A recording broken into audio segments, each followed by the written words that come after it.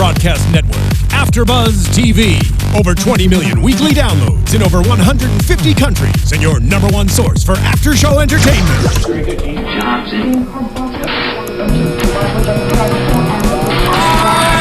AFTERBUZZ TV, the destination for TV superfans. Producing aftershows for over 300 of your favorite TV shows. Interviewing celebrities and showrunners. And bringing you behind-the-scenes exclusives. All thanks to E! Entertainment's Maria Menounos, producer Kevin Undergaro, and internet leader Akamai.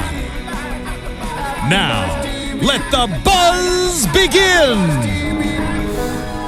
Well, hello everybody! Welcome back to another amazing AfterBuzz TV after show for your favorite show, Hemlock Grove. We're on Season 3, Episode 4, Every Beast. I'm your host, Sean Overman, and you can find me at Sean Austin O on Twitter and Instagram, and I'm joined here by my lovely co-hosts, as usual. Hello everyone, I'm Marisa Serafini. You can follow me on Twitter at SeraphiniTV. And I'm Marielou Mandl. Glad to be back. You can find me on all social media at Marielou Mandl. Welcome back, Marielou, and we're joined today by an awesome special guest, Annie from the show, Camille De Pazzis. Yay! Yeah, Is that how thanks you say it? for having me. Yes. Great, thanks for joining us. We're so excited to have you here, and this was such a great episode for you. Yes, it was. So we're gonna talk your ear off, and please comment on anything that anything that pops into your mind about the show. All right, I will. I promise. Yeah, anything as a performer, as a fan of the show, like anything you like. Okay. What you had for lunch? I don't know.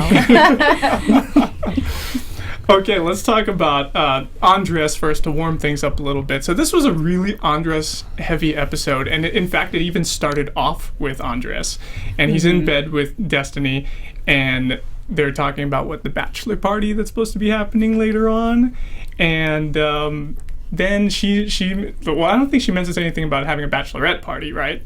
No. It was just implied that it's getting close to the wedding. They're both having parties, pretty much. Yeah. So she does something really nice for him, which is cool. She leaves a watch for a gift out in his car overnight. I guess she must have snuck out there and put it in. Yeah. And she left a little note that said, "What? I love you." Right? I think it's pretty simple. Yeah. Love you, D. Love you, D. Destiny is so sweet. Yeah, so, but before that she says, don't go out and, don't hang out with any hookers, right? Strippers are okay, but not hookers. Mm-hmm. And it's so funny because I did not think, I want to jump around a little bit just for your thoughts right away. I really did not think he would lie his ass off as badly as he was. I believed him in the beginning of the episode, and by the time we got to the end, I was like, what? This guy is full of crap, right? Kind of saw it coming, though, because the way that they've been establishing Andreas this particular season, he's lying, he's doing all these scheming bad plots, going against the Croatians. He's not the best guy that we thought he was. So they're just slowly building him up to be an antagonist, which is actually really unfortunate. Yeah, I was a little heartbroken for it. I was like, sure, okay, you do bad things to bad people, but to be bad to Destiny, I was like, that's the one person. No, he is actually bad. Yeah, it's not like he's Robin Hood anymore. It's like he's cheating on Maid Mariam, which is terrible. Don't do it. It's a terrible thing. Camille, your thoughts on Andres? That was really shocking. Well, I read the scripts first, but it's so interesting because this show is very creative and we always have surprises. I mean, Luke is really a nice guy. So I really like it when I see him on screen. Is really playing a character, and he's a very good actor. He's a bit different in life, and is a very sweet person, and I like him very much. That's so funny that you say that because that's the exact same thing that Tio Horn said about Luke Camarelli. Every time she was we interviewed her on the show, she was like, oh my god, he's like the sweetest guy. We went out, we hung out with my boyfriend too. It's so cool, we love him. And he's just, this season, he's been just such a jerk as Andres. But it works so well. I mean, it's really, it was a good idea, I think, from the writers. Yeah, it's just unfortunate for Destiny that the one man so far in the story, in the Hemlock Grove story, and he turns out to be a jerk. Wah, wah, wah. But to skip ahead a little bit, so we have the whole thing with the Croats. Well, he goes out to the bachelor party, right? jump ahead a little bit. He goes out to like the supposed bachelor party. There's rap music playing, and no one's answering. It's like, and Peter even says like, "Hey, where is everybody?" They go downstairs. They find all the dead bodies, right? And it's all their friends. One of them's like that older guy who gave the ring that they were supposed to use for the proposal, that he did use for the proposal, right? And immediately Andres, he already knows who it is. We know who it is. We know it's the Croats, right? Yeah. But Peter goes out on the street, and he finds the tongue, and he says, "Hey, like, rattle the cages, get me who I need to talk to." The tongue delivers, and Peter gets stopped in his car. Windows get smashed out, right? Yeah. And they give him an iPad, which I thought was kind of funny. Yeah, I was like, We're high tech. That's very threatening right now. So I thought that was interesting, but I liked how it comes around. And it was like, we actually get the reveal of what was on the iPad. So Yeah, exactly. I didn't think about what's on. It's just a message from the Croats. Like, they're gonna say, "Hey, come meet us at this place" or whatever. But yeah, that must have been what it was, right? It's the digital media. Digital. It's just everywhere, right? Yeah, I mean that's more effective than giving him like a USB drive of like, here, plug this into your computer when you get home. It's like, no, here, watch this right now. Yeah. But it was very extreme that they had to smash his window. Like, they already like stopped in front of him, stopped him back, and then crashed his like. I think they were open trying the to door. send a message. Oh, Don't be messed with. They did it. Yeah. See, that's the great thing about this show, about Hemlock Grove, is that we just go to the extremes with every situation. And it's a great thing about Netflix too. They just pull out all the stops, unlike so many, so many network television shows. Even like shows like HBO, networks like HBO.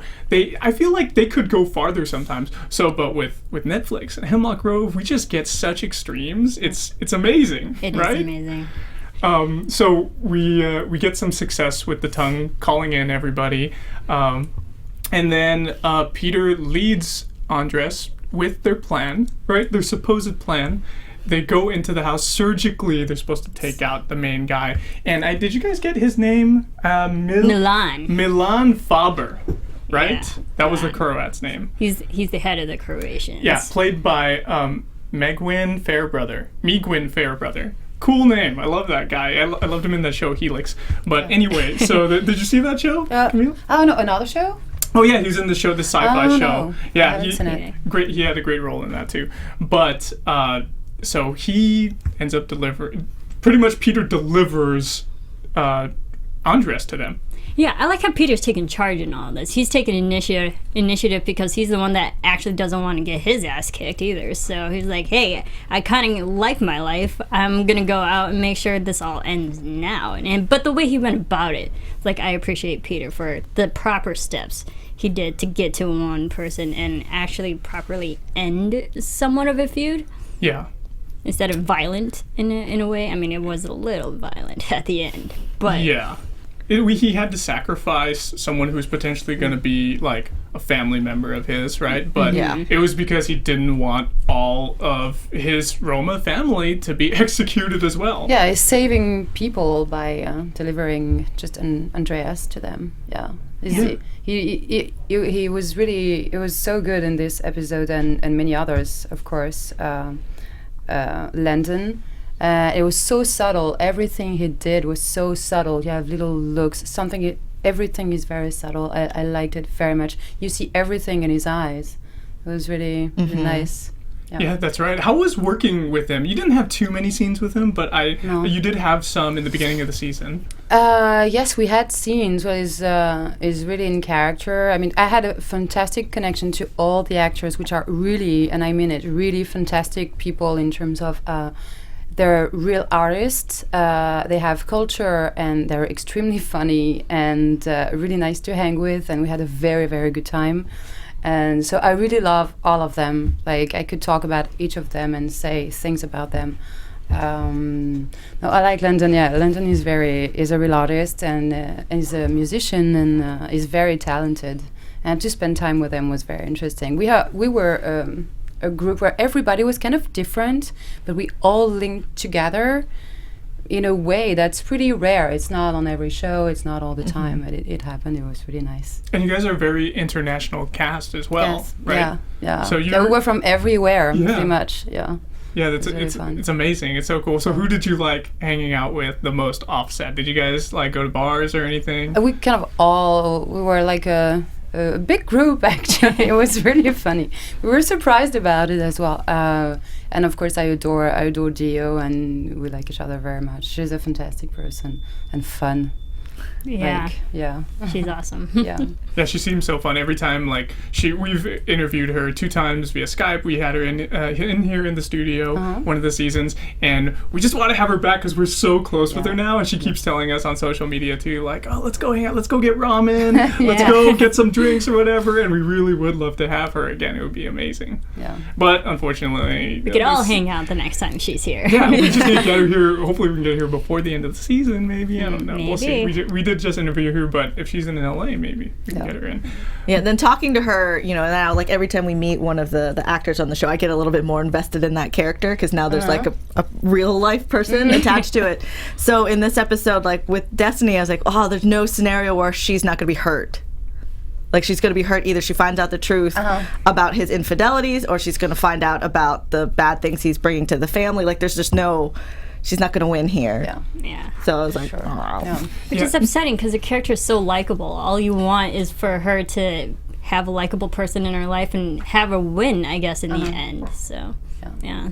I think especially we all women like this character really much. She's really interesting. She's got a masculine side, and she's a real woman. She's amazing. Yeah, like he calls her and says, like, oh, be careful because your men are out of town. She's like, well, when have I needed you guys to take care of me? But like, it's still, they're very important in her world. So it's like the vulnerability and the strength all at once. Like, it's what we all kind of strive to be.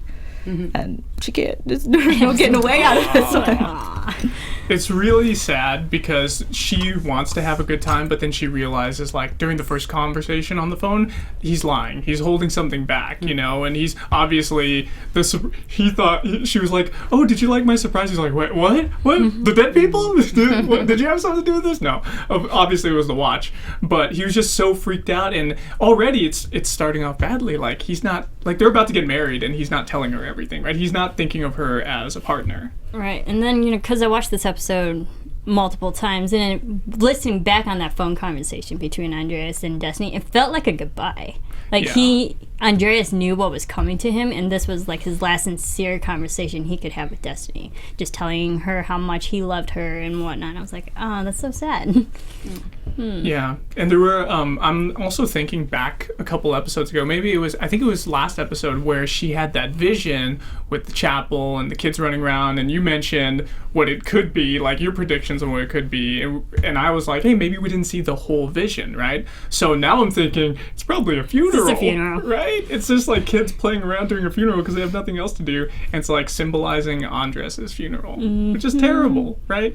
But I could see the sadness in her face, like during the end of the phone call, the tone in her voice. I also could see, like, later on, while she's having the whole bridal shower, bachelorette party, whatever it is, that she misses him, and then them, like, cutting off the balls from the cake was just so symbolic. And I was just like, oh, what if they're doing that to him before they torture him and kill him? Oh my gosh. Oh, that's a terrible juxtaposition. I didn't even think about that. But then at the same time, I feel like there was just a gunshot, right? They probably didn't do anything much else to him. I would hope not. Right.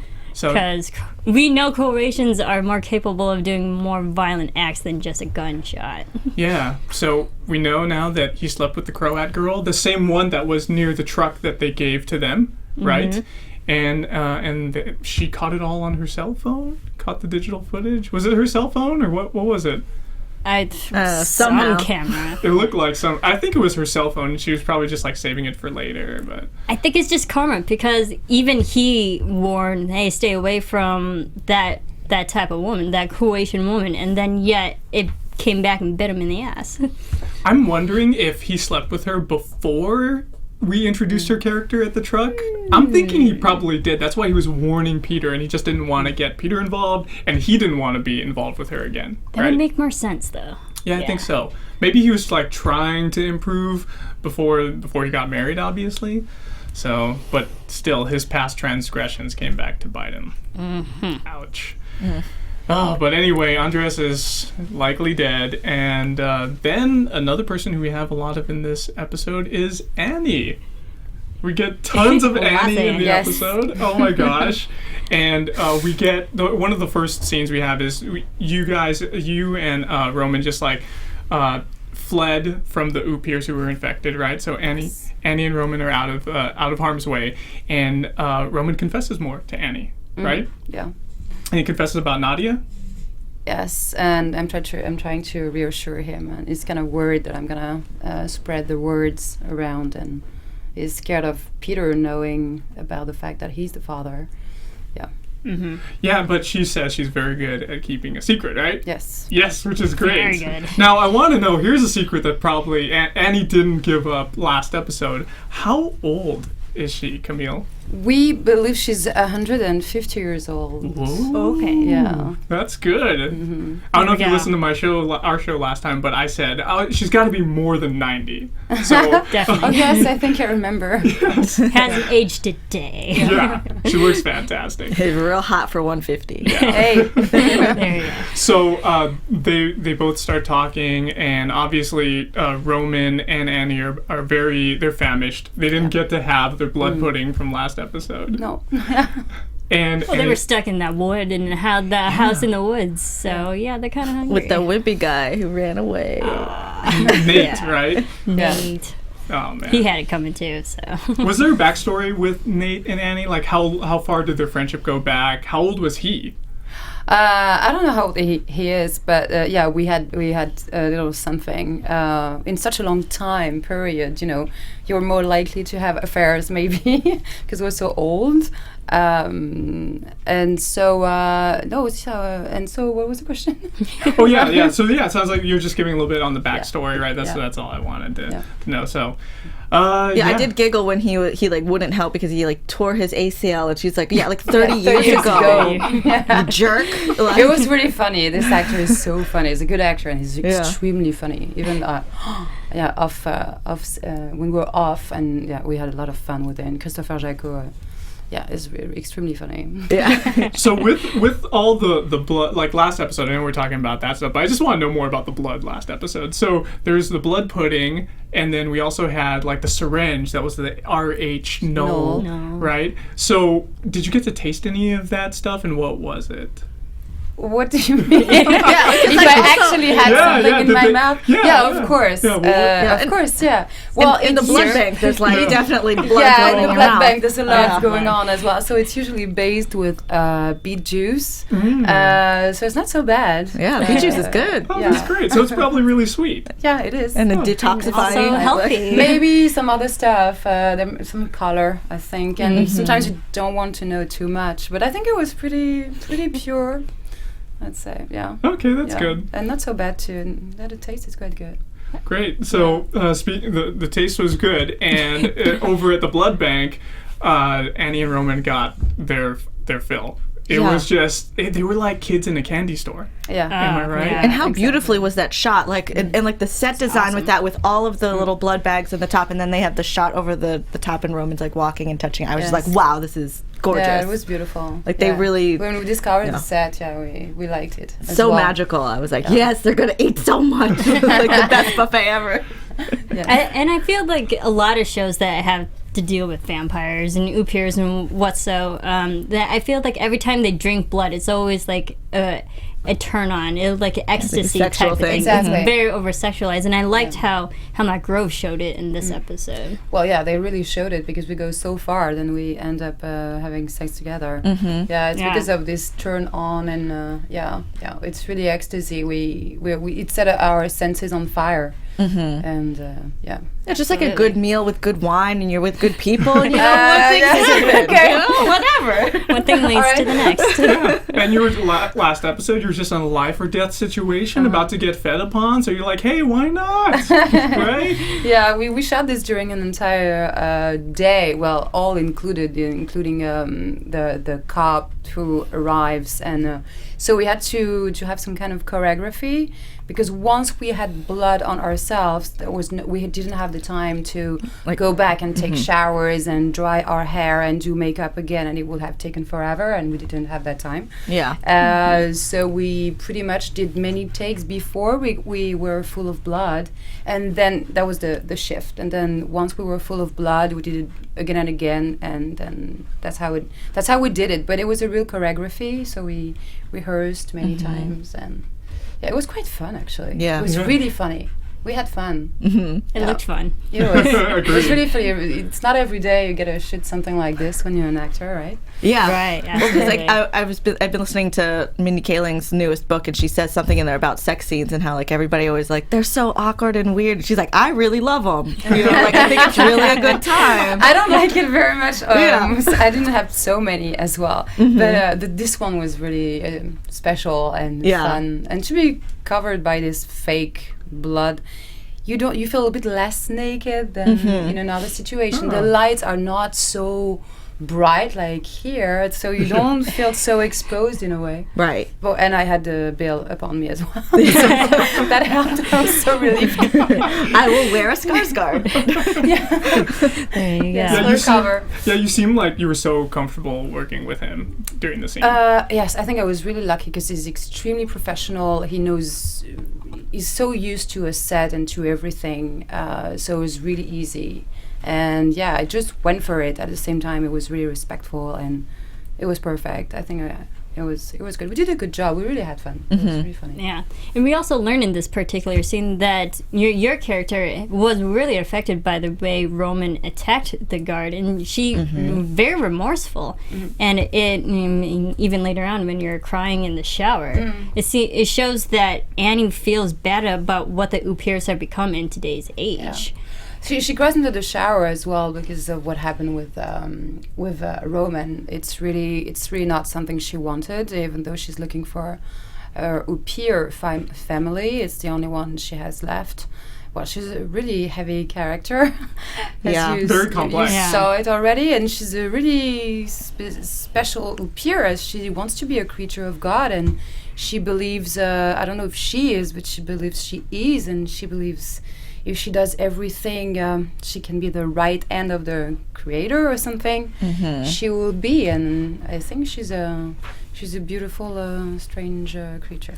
That's a really fantastic take on Annie, because and it also speaks to how old she is too. Because if she's 150 years old, she was probably born during a time when it was like, especially like if she was born, let's just say she was born in France, right? Very probably religious community, right? Or even just back then in the 1800s, you know, it's just like the world was so different compared to it is 2 centuries later. Yeah, and the Romanian culture themselves is like 80% Christian, so it would make sense for her character to be Christianic like that. Yes, absolutely. I was wondering about the blood bank, if it was if that was an actual blood bank or if it was another Upir's like special stash. Oh yeah, that's why they had like a guard on it. What are your thoughts on that? I think it's a real blood bank. Oh, okay. As she's an ER nurse, I believe it is. Yeah. Okay, so she would know. But they made it beautiful. It was and I think it was a good idea. But I think it's a real blood bank. Oh, okay. Yeah. I also liked how there was this one shot where Roman was on top of Annie, and it kind of like the blood of gosh, what I don't even know what to call them. ER nurse, help me out here. What do you call the things that are hanging, like the pints of blood, the vials, IV bags. Bags. There you go, bags. Yeah, that's more simple. Okay, so the bags of blood, they were positioned over Bill so perfectly that they kind of looked like wings. Sure. In a way, and that was like totally reminiscent back to season 1, where he was supposed to be like this dark angel that came in, and that's when he went after his cousin, right? So I was just recalling that a little bit. It was kind of crazy, right? And I wasn't sure if maybe I'd missed something or not, but did Annie know at this point that she and Roman are related? Yes, she does. Okay, she does know, because I know I had to. Yeah, I had it in my notes. I was like, she's had to know. What? Right. Because she knows everything from the start. Yeah. That's what I was feeling, because she had mentioned a few times like about his mother, but then when this went down, I was like, well, does she not know like who his mother is, just that there is a like evil mother somewhere. And then I was like, girl. I'm so glad we brought this up, because I've been thinking about this too. It's like, what is her motivation? Why is she doing this? For the story? because it set our senses on fire. Well, the limit between how much she wants to have a family and how much she wants to find them and to be part of them, and because they share the same blood. I thought it was a funny thing, and we are actually sharing blood at that point. Well, it's a special thing. It's an au pair thing. It's like ecstasy, and it just happens. And well, it's a recurrent, how do you say, theme? I like the way it sounds better in French. Like je t'aime. And so I learned it's a recurrent theme in TV shows or incest. Like the incestuous vampires is I've seen that before, but then like already Roman's done this before.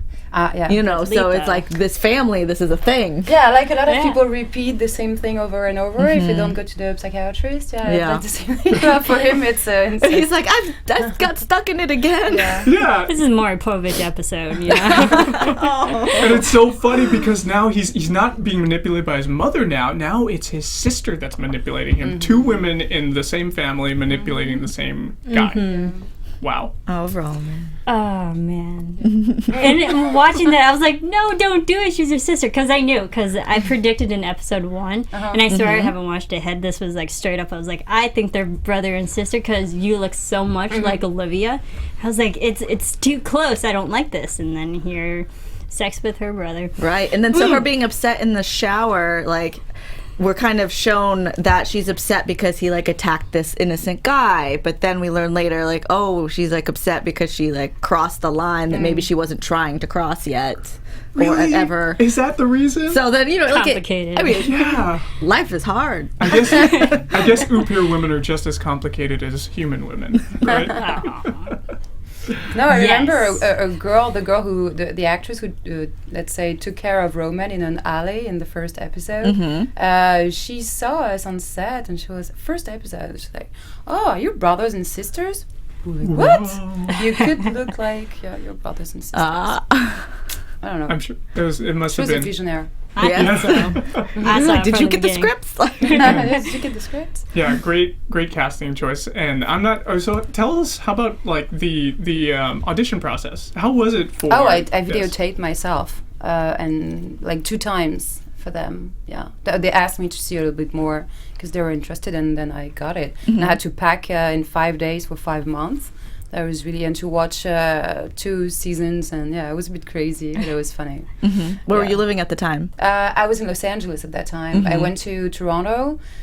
We shot the first episode, then it was Christmas, so I went to Paris, and then I came back to Toronto. Yeah, it's a very interesting city. I love it. So a fast process. Yes, fortunately, all the seasons were available to you to binge watch. So that's Yes, Netflix. Yeah. That's Netflix. Yeah, that's great. Was there anything else about? Let's talk about the conversation with Olivia and Annie. Do we delve into that a little bit? Do you guys want to explore it? Not really yet. Yeah, let's go ahead and explore it. So Annie comes to Olivia's place. Ochoa's in there too, which it makes for an interesting dynamic. Olivia's always doing this. She's always got someone in her apartment, and she's at the door, like balancing the 2 people. And at first she's super threatened right away because she thinks it's a joke. And if she doesn't think it's a joke, you know, like I want to say like she really just wants to reject the person who's there, who's claiming this, because it could be one of her children from before, right? Oh, I don't know if she knows, but she doesn't like anybody anyway. So get out. It's not the right moment, and it's never the right moment. No. But we also see Olivia kind of getting weak now. It's the virus within her is taking effect. Yep, the parasitic organism is spreading throughout her, and now we know she can't drink human blood anymore, regular blood. Yeah. And she sees the other au pair's pheromones, it looks like, through her infected vision. Right? Yeah. So we see that little bit of the special filter around Annie when she's looking at her. And she kind of grabs her throat too. It seems like in that moment, like she wants to feed on her, like the parasite is telling her, like, I need to bite this person right now. But she's like fighting it still. right? Yeah. She's still very human at this point, so... Yeah, because it hasn't taken Human over yet, but Upier. it's in there. Yeah, yeah. But we have we learn that Dimitri is the name of Annie's father, right? Yes. And that he left, right? Or was it Olivia that left? Well, we know from season 1 that Olivia, when she was a girl, she ran away with the gypsy Dimitri. Oh, was that him? Yeah. Oh, we're really reaching back to season Yeah, 1. Dimitri was Yeah. the slave boy that left her in the middle of the night, took her horse and her rings. That Dimitri. And when I'm he that left, baby she was that she pregnant. abandoned. Yes. Wow. It all comes back full circle. Okay, so so Annie was abandoned. How was she abandoned? I don't quite remember. Can you fill in the gap? Oh, that's Well, Olivia's father took the baby, and the audience is led to assume that he killed the baby. Oh. But apparently, she's still alive. I don't think he says that he kills the baby. I don't think they ever say it, but No, it's, they don't say it's it. implied Yeah. that they got rid of the baby. Yeah. Quote So unquote. Wow. Yeah. Just like She doesn't want it. She says a slave is still a slave. Still a slave, yeah. That's Yeah. right. She was ashamed. Yeah. Man, my mind is blown. Like There's- so many connections to the first season. But It's this moment crazy. is very beautiful at the end of the first season with this little girl, and it's really beautiful the way it's shot and everything. Yeah, it's really really nice. I wish we could, and it's so sad that this is the final season of Hemlock Grove, because I feel like we could explore so much more of these vampires' lives. Like, we obviously got to see, I think it was in season 2, we got to see a little bit of Olivia when she was in the 1800s, when she was being treated like an animal, right? They had her imprisoned, and they were like striking a deal with her and writing it down on paper with the Upiers. She was in Paris Yes. with the Order of the Dragon, Yeah. speaking French. She That's speaks a fantastic French. She's fluent in French. Yeah, she is. We were always talking in French on set. Oh, that's Great. amazing. Yeah. That's great. Yeah, she's really nice. Yeah, she's been here in studio. She's amazing. Yeah, she's Love fun. her. Very fun. I missed out on her. Yeah, Aw. you did. So, was there anything else about the conversation with Olivia and Annie that we wanted to discuss? Annie says the line soon. I'm gonna completely butcher this. You probably say it better than I would. Sunt fata ta Magdalena, which in Romanian actually translates to "I'm your girl." I'm your daughter, yeah. Yeah. I'm your daughter, Yeah, I'm your Magdalena. Whoa. So my real name is Magdalena in the story. Oh, okay. Yeah. Wow. Mind But blown. then I again. had I imagined a new French name. I imagined as a backstory that somehow I ended up very, very, very young in France, and I was raised in France another way, and I was named Annie. They gave me another name. Oh, okay. Okay. Oh, she Great. was little orphan Annie, like Oh. pure orphan Annie. So we were talking about this too, Marisa and I, or maybe all three of us were talking about it, but we weren't sure how the Upiers realize that they're Upiers. Is it like they have to die and then they realize, oh, whoa, I can't die, so there's something up with me, right? But like, did Annie always have like that thirst, like when she was going through puberty, or is it something that happens only when they like get to puberty? I think it's my mother, and I think Olivia is cutting something. It's like a decision, for example, for her. She cuts her tail, kind of a tail that's in her back. And that's how she becomes an Upier, right? Am I Yeah, wrong full-blood saying that? Upier. I don't really know. I didn't get that far. At the right moment when Annie became an Upier. When you see Nadia, she used to have like shining eyes. Yeah. She was born with the coal. So and she has some power over when she wants something. You know, when Miranda is bleeding from her breast, Right. because Nadia is thirsty. Anyway, This show. this So show. messed up. Well, Oh man. So it can happen at any age, really. but I'm sure. I mean, that she was when she was a teenager, she was already bloodthirsty. That's for sure. That's my thought. Okay. Yeah, probably like similar to Roman in season 1, right, when he was still in high school. yeah. All right, let's go ahead and talk about Dr. Price. Oh my gosh, I love him. So Price. fun. Oh, you got to work with Joel De La Fuente on Yes. set. We've interviewed him once or twice. Yeah, a couple times. Yeah, and he is amazing. Amazing. He's awesome. We love that guy. How was it working with him? Well, it's one of the nicest person I've ever met. Is a true angel, and he's fun, and he's been really he took care of me when I arrived as well, like making sure everything was all right. And I know he did things that he didn't want me to know, because he's really he did humble and everything. It was really adorable. He also did something for me to have my name on the back of a chair, because he thought it would be just nice. But someone betrayed him. I think it was Dio who betrayed him. He was the one asking for it, and I'm like, if he paid for it, whatever. I was like, I didn't want you to know. Anyway, but it was in many other ways. It was. He was taking care of me, because I was new, and he hoped everything was all right. And how many languages can he at least pretend to speak on screen? gosh. It's crazy, and amazing. all the lines he has to learn. It's It's ridiculous. every time you read a script at home, a new script, like, oh my God, Joel, again. How is he Feel so going to bad for do him. that? Yeah, it's really nice. It's like worse than learning Shakespearean lines. You know, Yeah. all those terms, All Yes. terminology. the medical and biological jargon that he has to spout out every time. Not to mention his own rantings, like, because he's falling into craziness now. He's become like Mad Price, as we've been calling him here on the show. yeah, yeah. Oh my gosh. No. But we get him locked inside of his box, and he hates being in boxes, right? We think at first, I'm thinking that he's infected, because we saw him like wiping his eye, but thankfully we get to learn later on that humans don't get affected by the parasite, the Upir parasite, which is great. But we still get the drama of him being locked in there, and we think it's for that reason. But it turns out that's Blinsky, Klaus Blinsky, who did it. He locked him in there to get him clean. Ah, what a friend. Such a great good friend. Yeah, he's like a really good Igor. Yeah. Yeah, anyway, it's for the better. I'm gonna lock you up in this box for the better. Yeah, I think he was insane, and Yeah. he's losing it. Yeah, he's really losing it. The first thing he thinks about when he gets locked in is he reaches into his pocket and he's like, I don't have my pills. You need to give me my meds, not my drugs. Yeah. Right? So Olivia comes in too. She gets in the mix, and she obviously wants to be checked out because she realizes that she's getting infected, right? But she doesn't know what it is yet. She thinks her cancer may be back, which is so funny for an Upir to get cancer, right? Yeah. Unheard of. Unheard of. Nothing. I've never seen any kind of media or fiction that's ever said vampires gonna get cancer. That's the great thing about this show. They just play with everything. But we have a great scene with Price and Olivia yelling at each other through the glass. I love this They so both much. care about different things. They're so motivated. He just wants to get out. He's claustrophobic. He wants his meds.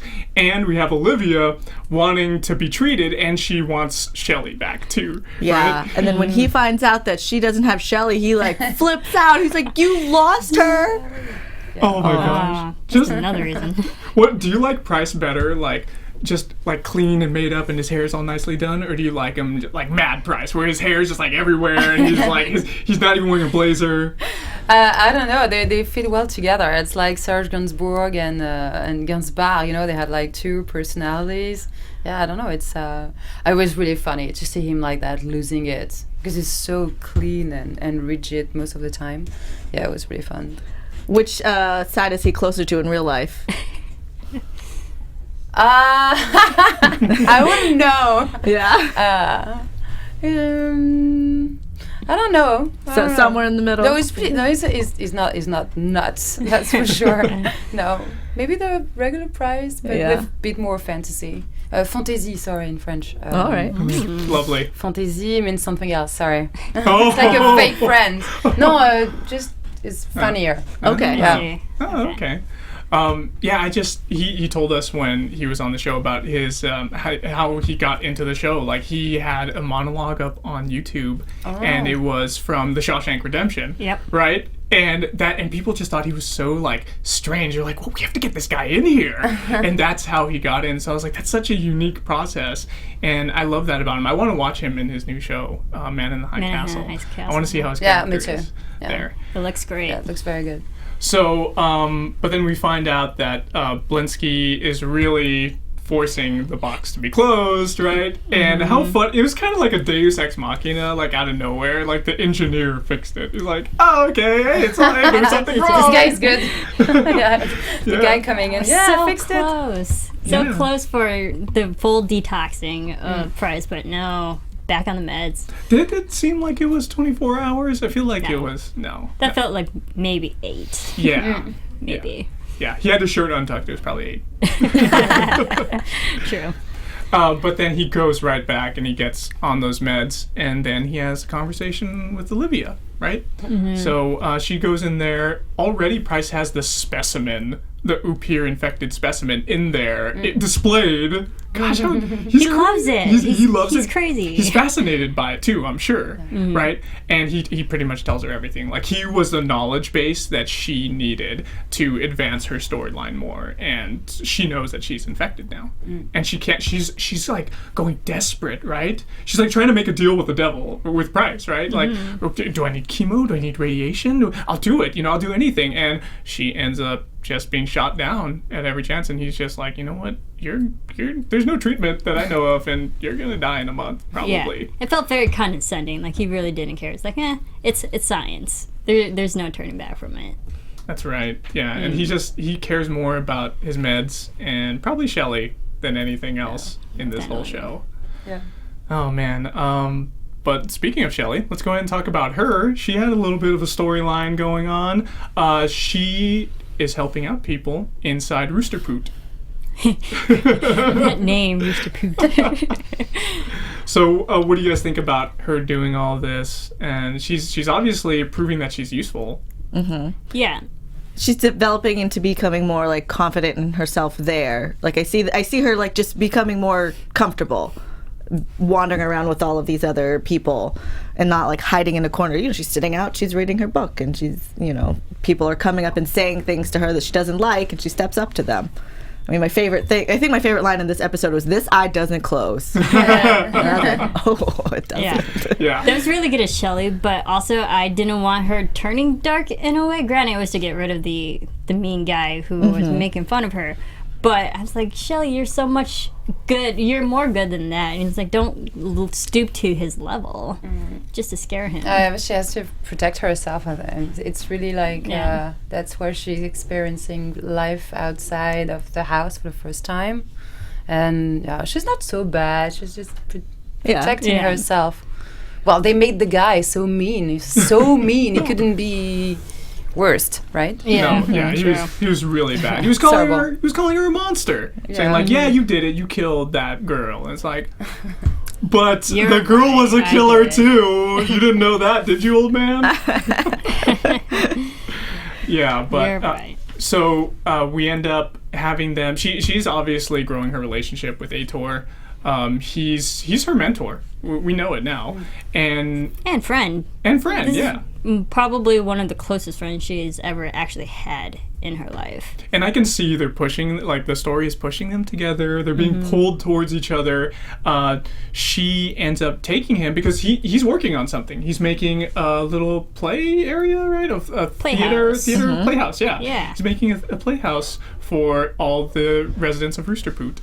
I just love that name. Fun name. Yeah, and she's like, hey, I can help out. I know where we can get all kinds of lights. And they go over to Olivia's apartment, right? So they they pretty much ransack the place. They take everything. Ochoa's there. He gives Olivia the intel, says he slapped a GPS on the truck. So they'll find them later on, right? But Olivia comes into the house and, like, the place is just like, there's nothing left. Really? True.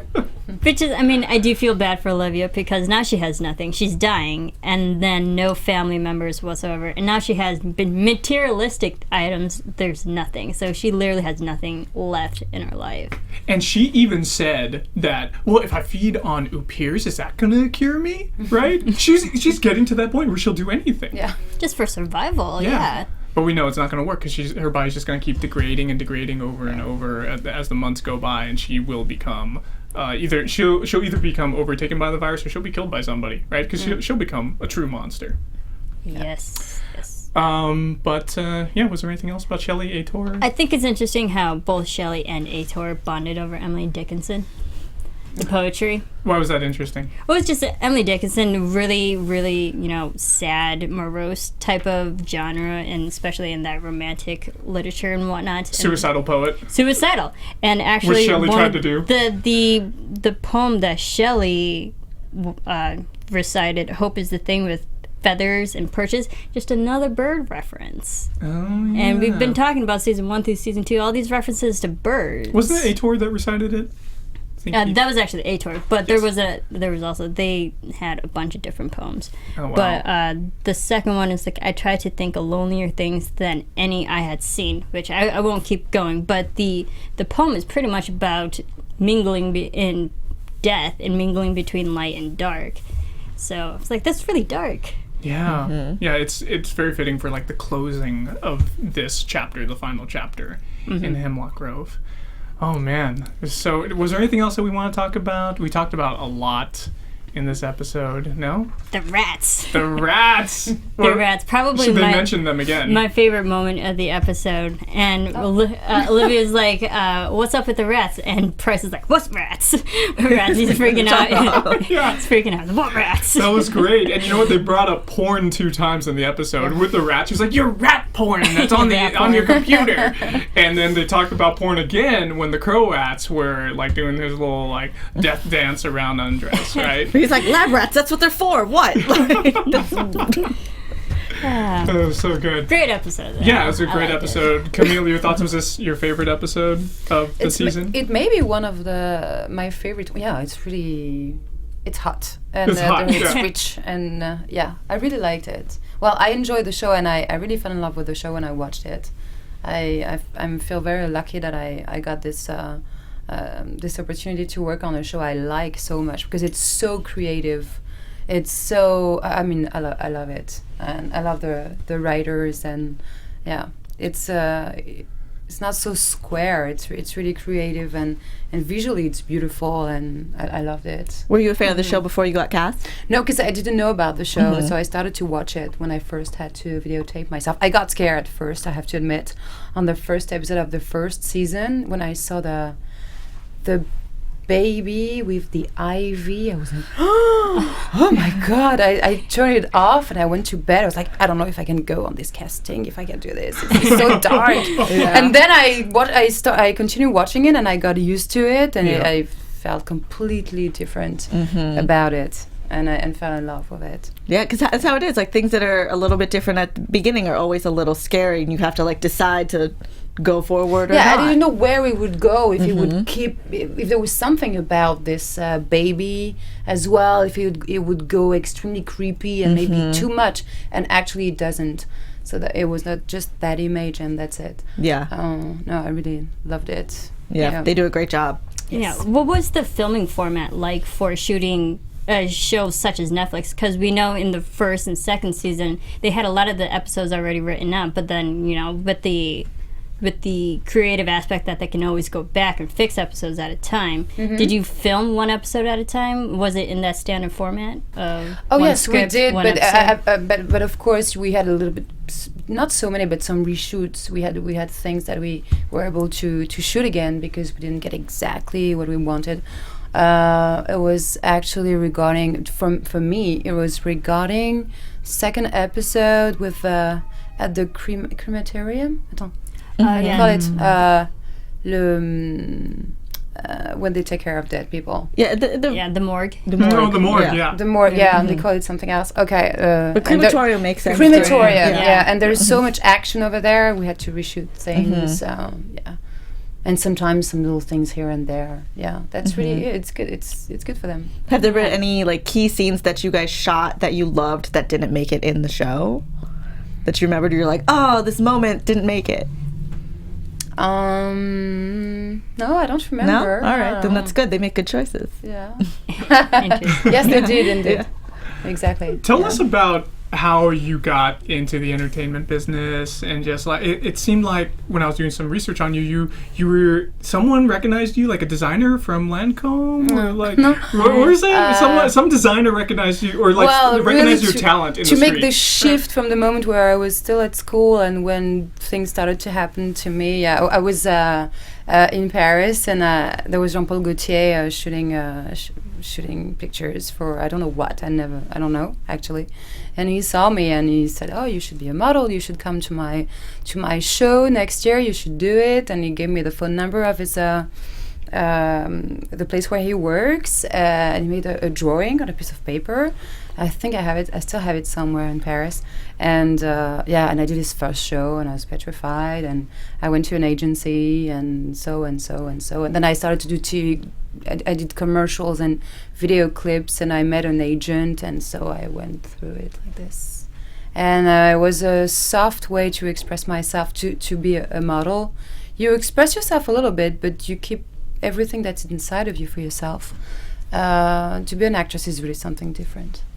You give almost everything. Yeah, for sure. Yeah, it seems like it. What are some like important lessons like you've learned from working with the cast of Hemlock Grove? Like, who did you learn from the most, and what did you learn? Oh, well, I'll have to think about that.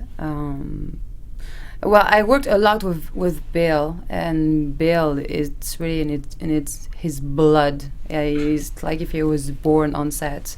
Maybe so. He's extremely professional. He understands very well the technique and many things. That could be that.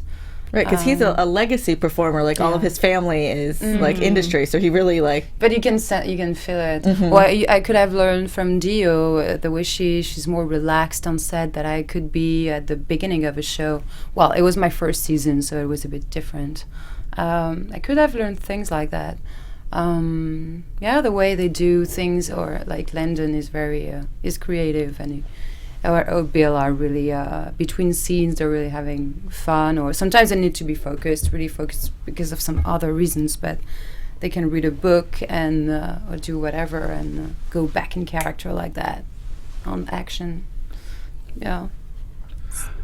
Oh, so out of everything we've seen so far, is there a favorite scene or favorite episode of yours that we've seen or we haven't seen yet that you could tease? I'm not doing approaching the end of the season. I'm not doing exactly things that I personally would have liked Annie to do. They needed her at some specific moment to do specific things that are important for the story to happen, actually. And yes, it's pretty intense at the end of the show, at the last episode. You should keep watching because it's crazy. Yeah, it's definitely hard every week for us to like not watch the rest of the season because we're trying to do them one at a time. Yeah. No, you can't expect anything. It's crazy. She's like, no promises. Annie's a very complex character. She holds a lot in. Like she said this episode, she's really good at keeping secrets. Would you say that you're kind of a parallel to her? Oh, so in terms of that, I'm really like the best secret keeper I've ever met. Yes, I have things in common with her. I'm very extremely spiritual, but I'm not into religion. I have a lot of compassion. I've been a vegetarian for 3 years just because of the non-killing thing with animals. It's basically exactly what she does, but she's an au pair. We have things in common, but we're not the same. As I said, I don't really agree about the choices she makes at the end of the show, but she means well. She really means well. Yeah, she's a very heavy character. She has nothing to lose, and she needs light. She wants light, and may find it. Yeah. Oh, I'm so excited. I can't Wow. wait to see. I'll consider myself really teased. Oh, yeah. Well, let's go ahead and wrap up with our predictions. And now, your AFTERBUZZ TV predictions. Ooh.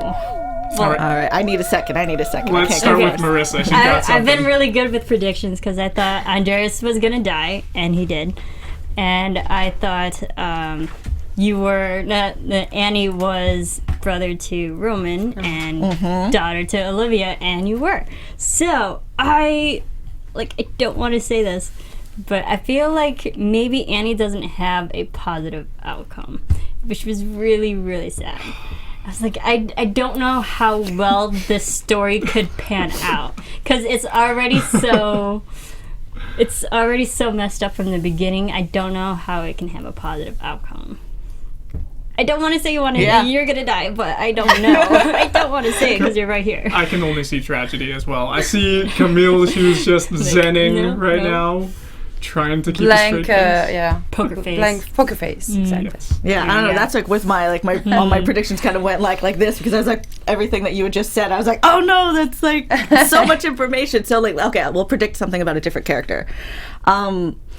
No, Shelley's just going to keep coming into her own, like as we see this. But I think she's still like you want her to keep her light. Like I think she's still going to be light. It's just her learning to use like verbal protection. Because she could be, Rather she than is physical. she Yeah. is physically bigger than people and could physically protect herself, but it's going to be her just being like self-aware and utilizing that to her benefit more and more. Well, I have one regarding Shelley as well. Olivia will find Aitor at some point. We know that Ochoa slapped that GPS tracker on the truck, right? And with Olivia, the way she is right now, she obviously is very frustrated. She wants to find Shelley again. She wants to get her back in the house. And she's turning infected zombie Upir status. She is going to go after them, and then Aitor's going to get in the way, and I feel like she's going to kill Aitor, and that's what's going to drive Shelley to kill Olivia. And we've been predicting this the whole season. We I feel could like see that. Shelley has to be the one to kill Olivia. Man, that makes sense. I also think because we saw Price doing the microscopic checking into the microscope, that he realizes that Spivak's genetic makeup is reptilian. He's getting closer. Amphibian. Yeah, amphibian. He's getting closer and closer to realizing who Spivak is. I think Spivak's gonna find out and kill Price. Oh no. I did love when he found the small, was it the microfilm or whatever it was called? And he was like, they just made the word small and thought nobody would figure it out. I was like, yeah, they really did. That was so cool, Yeah. actually. And then my other prediction is with Peter and Destiny. Like Destiny is definitely going to blame Peter for it, and it's going to kill their relationship. Like she's going to straight up blame him, like you got him killed. Yeah. And I even though love that he relationship. did, but it's going to like hurt them. I really don't feel like she would blame him. I feel like she would support Peter in his actions because he knows, like, he knew what was happening behind the scenes. Do you think he's going to tell about Andreas, or he's just going to leave out the whole cheating thing? I think Destiny knows because when Andreas was shot, she had that feeling. Then she knew something was up. Yeah, And I think Destiny's just smart that she's gonna put two and two together, realize Andreas is dead, go ask Peter. But because they're so close in family, I don't think Destiny would cut that tie completely. I feel like Destiny's a go with the flow kind of character, and she's really like in touch with the world, right? We've seen her have so many premonitions. She probably knew this was coming, and she was just preparing herself for it, and she was just going with it because she wanted to be happy too, right? Yeah. I don't feel like she's gonna blame But Peter. heartbreak though. Yeah. Sad. Yikes. Well, she is on the screenshot for the next episode. Yeah. Yeah, but well, let's go ahead, and it sounds like we're gonna wrap it up now. All right.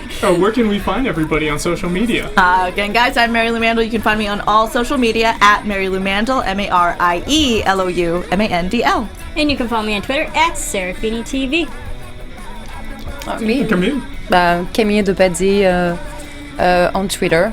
and Instagram. Yes. Okay, all right, very good. Thank you so much, Camille, Yeah, for thank you. joining us. Thank you very much We had for having me. Yeah, you're such a awesome. great conversation with Yes. you, and we hope, for like maybe shows in the future that you happen to be on, Yes. then we'll invite you back and you can Yes. have another convo with us. Yeah, I'll Love to have you come. back. Okay, great. And Thank you so much. Thank you. And you guys can find me at Sean Austin O on Twitter and Instagram. And be sure to check out my book on the iBookstore, City of Angels and Discontent. And be sure to rate and comment on it to let me know what you guys think. Thanks so much, guys, and we'll talk to you next week. From executive producers Maria Menounos, Kevin Undergaro, Phil Svitek, and the entire AfterBuzz TV staff, we would like to thank you for listening to the AfterBuzz TV network. To watch or listen to other after shows and post comments or questions, be sure to visit AfterBuzzTV.com. I'm Sir Richard Wentworth, and this has been a presentation of AfterBuzz TV. Buzz you later. The views expressed herein are those of the hosts only and do not necessarily reflect the views of AfterBuzz TV or its owners or principals.